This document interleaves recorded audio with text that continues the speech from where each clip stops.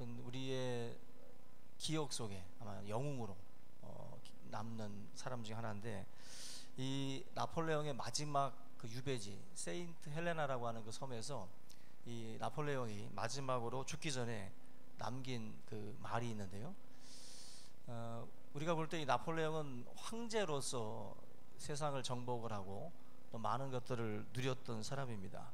근데 이분이 마지막 뭐라고 말씀을 했냐면은, 내 평생을 다 꼽아봐도 행복한 삶을 산 날은 채 6일밖에 되지 않았다. 뭘 가지고 어떤 기준으로 잡았는지 모르겠지만 나폴레옹은 우리가 생각했던 것처럼 행복한 삶이 아니었습니다. 그 마음 가운데에 언제나 뭔가 공허했던 거죠. 계속해서 뭔가를 정복해 나가고 또 차지해 나가는 가운데 그 마음 속에 이런 그 공허감이 항상 그를 괴롭혔던 것 같습니다. 그래서 항상 행복했던 날 아무리 찾아봐도 6일밖에 되지 않는다. 근데 우리가 알고 있는 헬렌 켈러라고 하는 여인이 있습니다. 눈 멀고 귀 먹고 말 못하는 그런 삼중고를 앓고 있었던 헬렌 켈러는 반대로 죽기 전에 이런 말을 했어요. 하나님 감사합니다. 이렇게 아름다운 세상을 살게 해주신 것을 감사합니다. 그 마지막 그 고백을 하고 또 헬렌 켈러는 눈을 감습니다. 마지막의 모습이 너무 다르죠. 너무 다르고 자기의 삶을 이렇게 돌아보면서 내린 결론 또한 전혀 다릅니다. 우리가 볼 때, 인간적인 눈으로 볼 때는 헬렌 켈러가 불쌍한 삶이고 나폴레옹이 참 멋진 삶을 살았다라고 볼 수 있는데, 마지막 결론 가서 보면은 전혀 달라요. 도대체 이 둘의 차이가 어디에서 나올까? 다른 게 아니라 바로 믿음에서 있습니다. 믿음에서 그의 삶을 지배하고 있었던 것, 바로 믿음이라는 것이 이런 큰 차이를 가져오게 만들었다는 것입니다. 오늘 빌립보서 4장 13절에 보면은, 내게 능력 주시는 자 안에서 내가 모든 것을 할 수 있다. 이 말씀이 사실 우리 그리스도인들이 대표적으로 암송하고 있는 구절 중에 하나잖아요.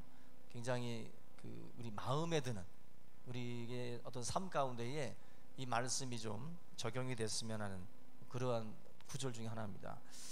근데 우리가 기억해야 될 것 중에 하나가, 이 빌립보서 4장 13절의 이 말씀은 우리가 흔히 말하는 어떤 승리자의 어떤 그 자리에 앉아 있을 때 했던 말이 아니에요. 우리가 어떤 것들을 다 이기고 막 승승장구하는 그 상황에서 이런 말이 터져 나온 게 아니라는 거예요. 바울이 이 13절의 말씀을 하던 그 상황은 로마라고 하는 그 감옥에 갇혀 있었을 때, 그때 했던 말입니다. 그냥 어찌 보면은 그 실패와 낭만 가운데 있을 수밖에 없는 그 자리잖아요. 그 감옥 속에서 내게 능력 주시는 자 안에서 내가 모든 것을 할 수 있다라고 말을 해요. 말 자체가 뭔가 되지 않습니다. 그죠? 옥에 갇힌 자가 전혀 그 상황과 맞지 않는 말을 지금 하고 있는 것이거든요. 어찌 보면 무슨 그 공상에 빠진 사람처럼, 어쩌면은 생각 자체가 이상한 그 사람이 하는 말처럼 들릴 수도 있어요.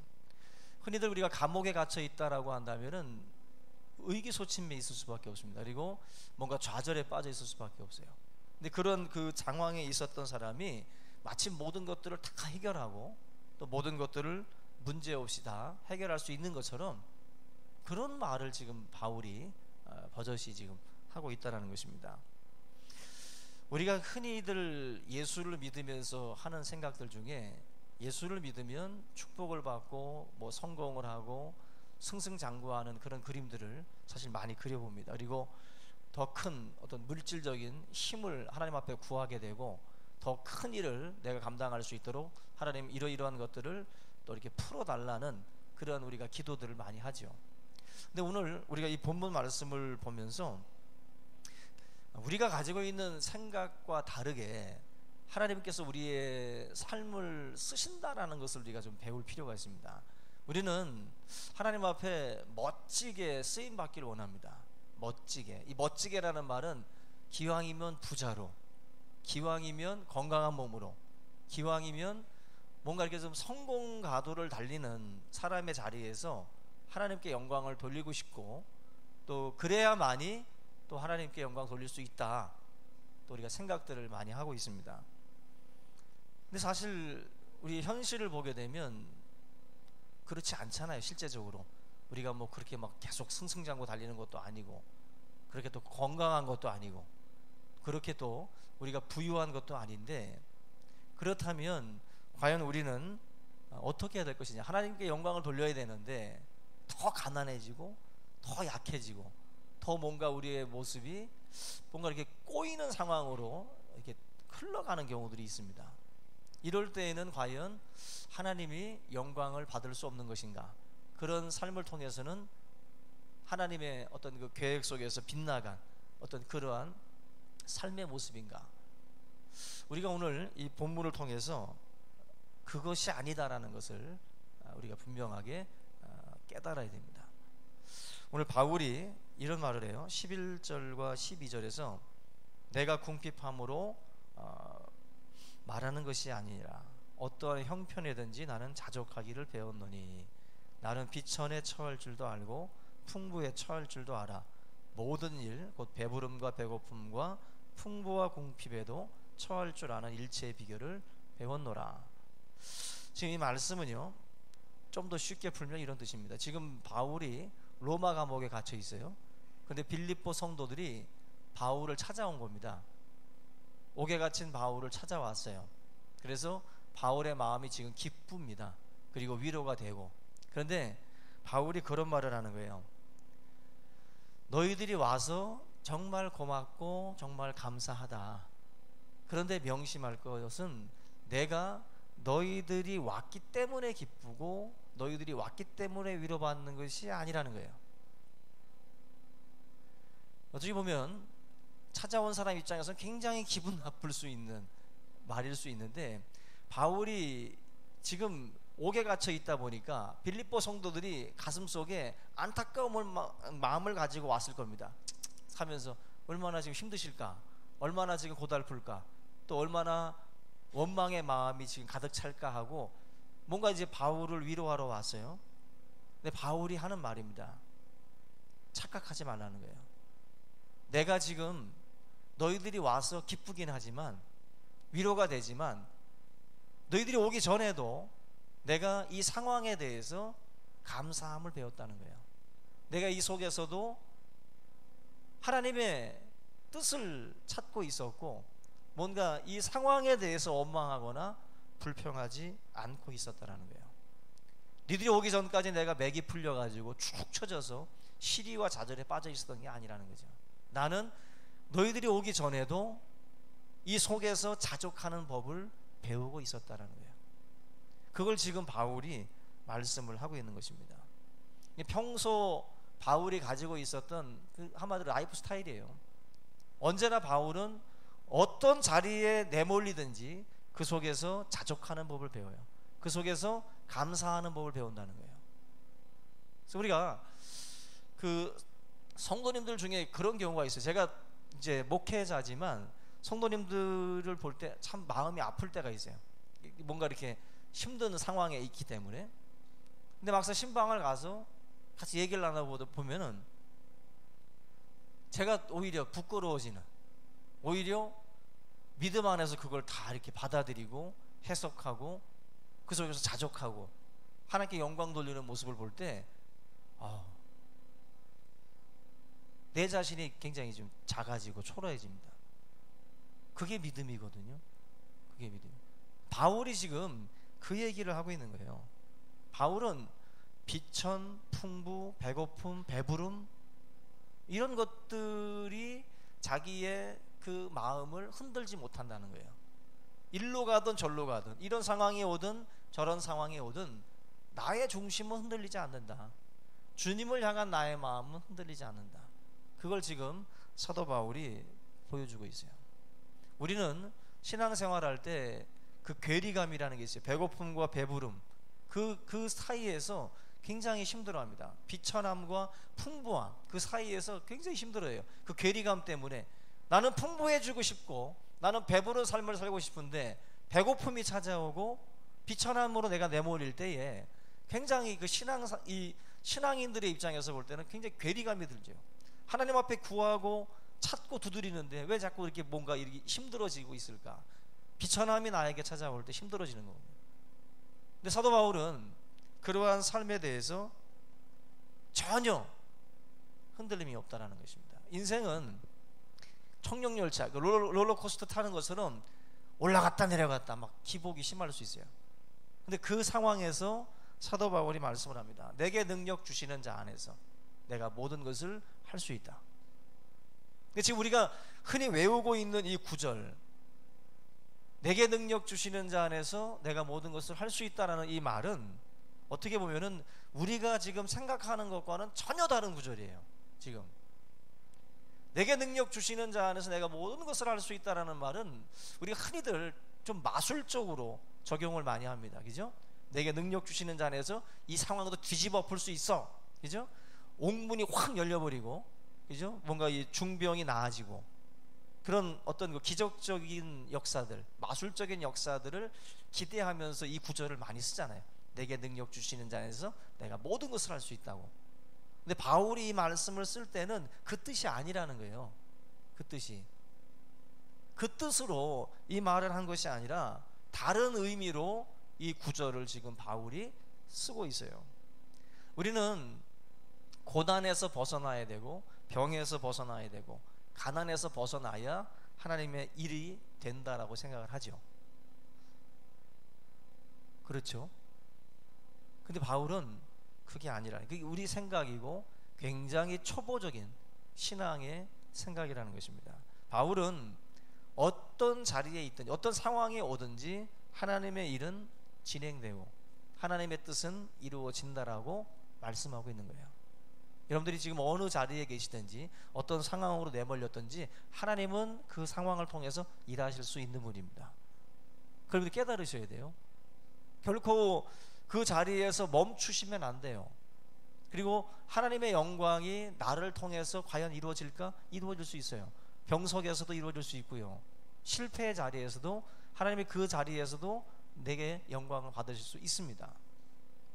모든 것을 할 수 있어요. 내게 능력 주시는 자 안에서 그 자리가 자리를 바꾸는 것이 아니라 그 자리 자체에서도 하나님의 영광을 받으시는 거예요. 옥에 갇혔을 때에 감옥에서 믿음의 진보가 있었어요.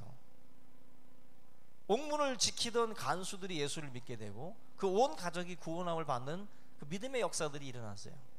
바울이 하는 말은 결코 그 상황이, 그 상황으로 내몰렸다고 해서 내가 시리에 빠지고 좌절해 있지 않다는 거예요. 얼마든지 하나님은 그 자리에서도 일하실 수 있다라고 말씀을 하는 겁니다. 여기서 말하는 그 모든 것이라는 이 단어가요, 그 주는 의미가 있는데 고린도후서 6장 3절 이하에 보시면 바울이 복음 전하면서 겪었던 수많은 일들을 적어놨어요. 거기에 보면은 많이 견디는 것과 환난과 궁핍과 곤란과 매맞음과 갇힘과 요란한 것과 수고로움과 자지 못함과 먹지 못함, 그 이야기를 고린도후서 6장 3절 이하에 말씀을 합니다. 그게 바로 바울이 말하는 모든 것이에요. 내게 능력 주시는 자 안에서 내가 모든 것을 할 수 있다라는 말은 매맞음의 자리에서 또 굶주림의 자리에서 그 파선하는 그 자리에서도 나는 할 수 있다라는 거예요. 그 자리에서도 하나님 앞에 내가 영광 돌릴 수 있는, 마음의 중심이 흔들리지 않는 그 일체의 비결을 내가 가지고 있다라고 말씀하는 겁니다. 여러분들도 그런 믿음이 있어야 돼요. 그런 능력을 우리가 사모해야 돼요. 내가 이 상황을 바꿀 수 있는 그런 능력 필요하죠. 그게 있으면 좋겠죠. 바울이 지금 말하고 있는 것은 그게 아니에요. 그 상황 속에서 흔들리지 않는 믿음이에요. 그 상황 속에서 여러분들에게 닥친 그 고난의 자리에서, 그 환난의 자리에서 견딜 수 있는 겁니다. 그게 지금 바울이 말하는 내게 능력 주시는 자 안에 있을 때 가능한 그런 능력입니다. 우리 여러분들에게 이런 능력이 더해질 수 있기를 주님의 이름으로 축원합니다. 그냥 우리가 없음에 대해서, 부족함에 대해서, 약함에 대해서 참 굉장히 힘들어 하잖아요. 그죠? 그래서 항상 우리 기도 제목은 내 통장 채워달라고, 그죠? 내 문제 해결해 달라고 하나님 앞에 그 기도 많이 합니다. 그죠? 근데 이 빌립보서 말씀을 보다 보면 참 부끄러워져요. 부끄러워진다고. 우리의 모습이 부끄러워진다고. 아, 바울은 이 속에서도 자족하고 감사할 수 있는 것을 배웠구나. 우리 여러분들의 삶이 좀 더 이런 그 상반된 어떤 그 괴리감 이 속에 있을 때에도 여러분들이 흔들리지 말고 믿음 안에서 승리할 수 있기 바랍니다. 바울은 이제는 뭐 잘 살고 못 사는 게 중요하지 않아요. 바울에게는 배고프든 배부르든 중요하지 않습니다. 뭐 뷔페집을 갔든 뭐 사흘을 굶었든 지금 그의 중심은 안 흔들려요. 이런 사람이 돼야 된다는 건데, 전천후의 신앙이 돼야 돼요. 어떤 상황으로 몰리든지. 그래서 우리 성도님들도 지금 뭐 잘 살 때도 있겠지만 못 살 수도 있거든요. 그죠? 건강할 수도 있지만 또 병들 수도 있어요, 우리가. 그러면은 그 자리에서 낙심해야 되느냐는 거죠. 아니라는 거예요. 얼마든지 하나님 앞에 영광 돌릴 수 있다라는 것입니다. 여러분들, 신앙은 마치 양궁 선수들이 좋은 날씨 때만 연습하는 게 아니라 비바람 불고 막 소음이 시끄러운 곳에서 연습하잖아요. 똑같은 기량을 가지려고. 우리 신앙은 어느 자리에 놓든지 모든 자리에서 승리하셔야 돼요. 모든 자리에서. 그래서 우리 한 주간의 삶을 돌아보면서 나는 과연 승리했는가? 내가 그런 자리로 내몰렸을 때 내가 과연 지금 승리의 그 걸음으로 나아가고 있는가를 한번 돌아봐야 할 줄로 믿습니다.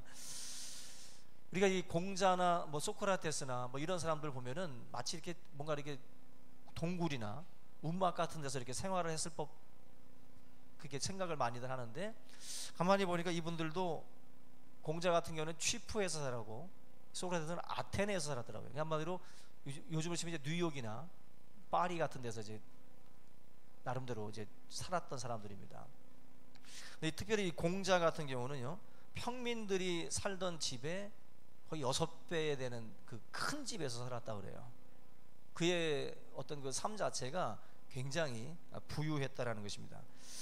위나라에 있었을 때 연봉이, 이분이 받았던 이 당시 때 연봉 제도가 있었나 봐요.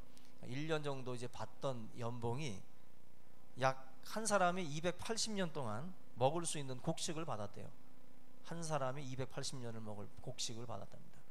굉장한 부자라는 거죠.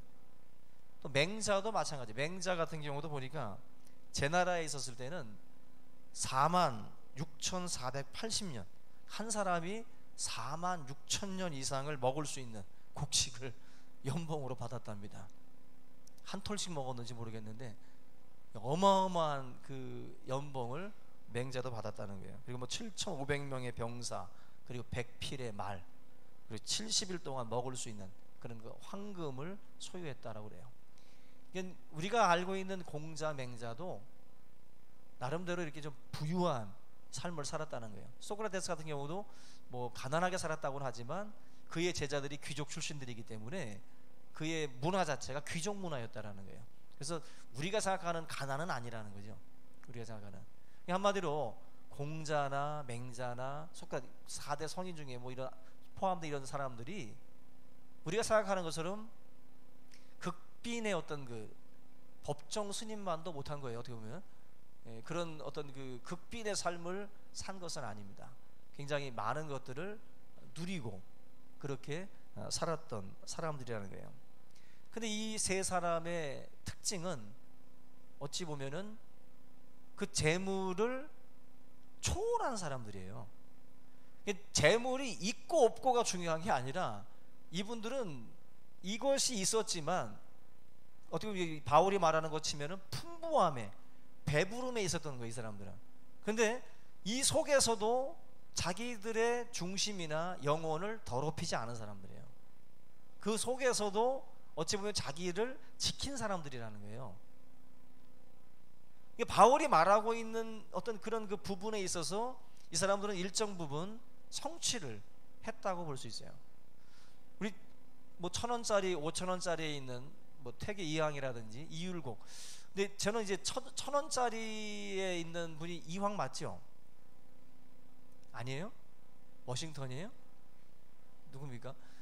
근데 1,000원짜리에 있기 때문에 이분이 좀 더 가난하게 살고 5천 원짜리에 있는 율곡 선생이 좀 부하게 살았나 보다 싶었는데 반대더라고요. 이율곡 선생 같은 경우는 굉장히 가난하게 살아가지고 죽을 때 수의 살 돈도 없었다 그래요. 장례 치를 돈도 없었고, 그래서 이웃에게 그 수의를 빌려서, 그렇게 돈을 빌려가지고 수의를 입혀서 장례를 치를 정도로 굉장히 가난했던 분이라고 그래요. 근데 이황 선생 같은 경우는 뭐 자식에게 물려준 재산이 34만 평이 넘는답니다. 땅이. 그러니까 엄청난, 그리고 뭐 노비도 거의 400명 가깝게 장남에게 넘겨준 굉장한, 지금으로 치면은 뭐 100대 재벌, 10대 재벌에 들어가는 그러한 부유한 사람이에요. 근데 이분 두 분도 똑같아요. 이분들이 가난하게 살았든 부하게 살았든 중요하지 않은 거예요. 이 사람들한테는 이분들한테의 재물이나 가난은 그냥 다 초월하는 거예요. 그냥 이것이 있다고 해서 교만해지거나 또 아니면은 눈빛이 흔들리거나 그러지 않는다는 거예요. 이게 있든 없든 상관없는 거예요. 우리 교회 안에 가난한 자도 있고 부한 자도 있을 겁니다. 그 중요한 게 아니에요. 부하게 살든 가난하게 살든 태계 위항이 되든 이율곡이 되면 되는 거예요. 아멘? 힘들지만, 힘들지요, 우리가 태계 위항은. 그런데 바울이 그렇게 살았어요. 바울이 바로 나는 가난하든 부하든 이건 중요하지 않다, 배부르든 배고프든 중요하지 않다는 거예요. 그러니까 우리 성도님들의 삶을 두고 이제 보셔야 돼요. 어떤 분들은 맨날 가난, 무슨 가난이 벼슬인 것처럼 가난해서 나는 못해요 라는 말을 해요. 가난해서 나는 병들어서 못해요. 언제 할 건데요? 언제 주님이 복 주실 줄 알고? 하나님 앞에 우리의 중심은 그런 게 중요한 게 아니에요. 얼마든지. 우리 금요일날 얼마나 가슴 찢어지는 소식을 들었습니까? 정은 전사님의 그 비가 새는 그 집을. 근데 그냥 기쁘잖아요. 비가 좀 새면 어때? 빗물이 떨어지는 소리 좀 들으면 어때요? 예? 그런 거는 어떻게 보면은 뭐 산호라면이라는 노래도 있지만은 비가 새는 뭐 집에 살아도 행복할 수 있는 거예요. 왜? 사명이라는 것에 초점을 맞추면 그런 것은 안 보여요. 사명에서 초점이 흐려지면 자꾸 가난과 부가 눈에 들어온다고. 그게 자꾸 자기 중심에 그게 마치 큰 것처럼 자리 잡는다고. 바울이 왜 이걸 배웠겠어요? 바울은 사명에 집중했다고. 바울은 전 세계를 다니면서 복음 전함으로 그는 배부르고 배고프고 이건 중요하지 않았어요. 초점 자체가 거기에 꽂히니까 다른 데서 기쁨을 얻는 거예요. 다른 데서. 지금 만약에 집에서 여러분들 맨날 지금 돈 가지고 싸우고 계시면 하나님 슬퍼합니다.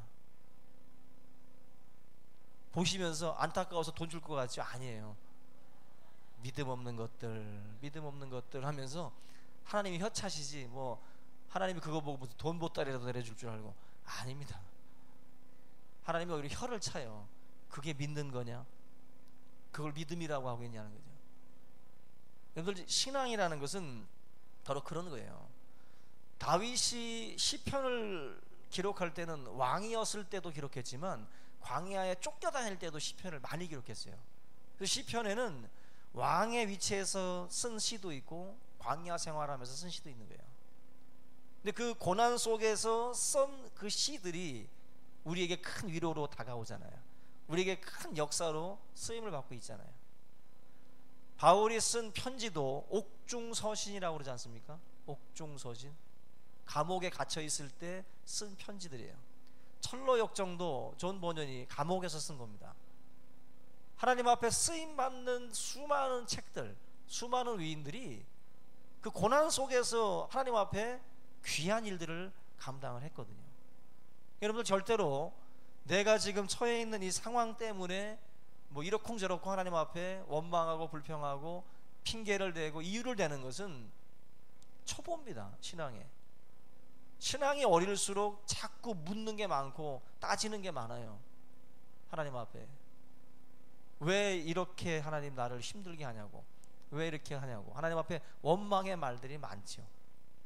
사명에 집중하세요. 하나님이 나에게 주신 사명에 집중하면 그런 것들을 극복할 수 있습니다. 그런 것들을 우리 모든 성도님들의 삶 가운데에 누구 때문에 내가 이 꼴 됐고, 누구 때문에 하면서 막 원망하고 불평하면서 왼수하면서 그 이를 갈고 계시는 분들 있을까 제가 두려운데, 그 가장 바보짓 하고 있는 거예요. 가장 바보짓. 내가 누구 때문에 이렇게 될 수도 있어요. 근데 바울은 그걸 정반대하고 있어요. 그렇게 받아들이질 않아요. 내가 누구 때문에 이렇게 됐긴 했지만 그렇게 보지 않고 요셉처럼 하나님께서 이 때를 위해서 나를 보내신 것입니다.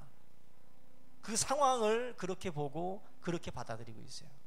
여러분들의 삶 가운데에 누구를 향한 원망, 불평, 부모, 친구, 자녀, 형제, 다 여러분들 이유를 찾는 그런 수고 끊어야 됩니다. 하나님께서 나를 이 상황으로 모르셨고, 이 상황 속에서 하나님이 나를 통해서 또 이루실 일들이 있다라는 것을 아셔야 돼요. 그래서 바울처럼 내가 이제는 모든 일에 일체의 비결을 배웠다, 그렇게 우리가 서로 고백할 수 있는 우리 믿음의 종들이 다 될 수 있기를 주님의 이름으로 축원합니다. 오늘 이 말씀을 함께 붙들고 우리 간절히 통성으로 기도하겠습니다.